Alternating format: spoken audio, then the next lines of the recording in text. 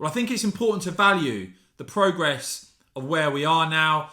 Boris Johnson, having made the announcement, the statement on living with COVID, all COVID restrictions ending in England on Thursday, and an end on free mass testing to stop on the 1st of April. And I just think it's worth contrasting where we are in this country. Of course, we had that vaccine rollout outside of the EU, an immediate benefit of Brexit, having that freedom, being nimble, being agile, while we saw some appalling conduct from European leaders, comments from the likes of Emmanuel Macron. And when you look at what's going on around the world now, in Canada, what's going on involving truckers' bank accounts.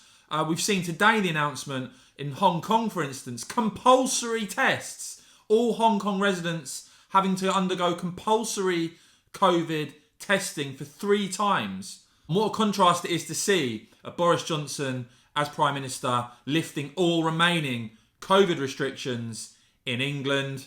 I think the difference in approach that we've seen in England, by the way, compared to Scotland and Wales, shows you increasingly actually why we need to be looking at an English Parliament. But the announcement, of course, very welcome from Boris Johnson that we are returning to normal, with Reform UK party leader Richard Tice crediting the Prime Minister for finally removing unnecessary restrictions, describing Keir Starmer's response as absurd, showing that Labour would keep us tied up with restrictions forever. And sadly, there seem to be some people who just want these restrictions to go on forever. No, thank you very much. Give credit where it's due, as well as to the Prime Minister, as well as to the likes of Richard Tice providing opposition, as Labour simply have failed across the board. The Conservative rebels like Steve Baker, Mark Harp and the COVID Recovery Group. And indeed, we saw Steve Baker, his response there with some bubbly in response to Boris Johnson's announcement. David Davis, of course, veteran Conservative MP, saying today could well be the beginning of the end of daily curbs on our personal freedoms.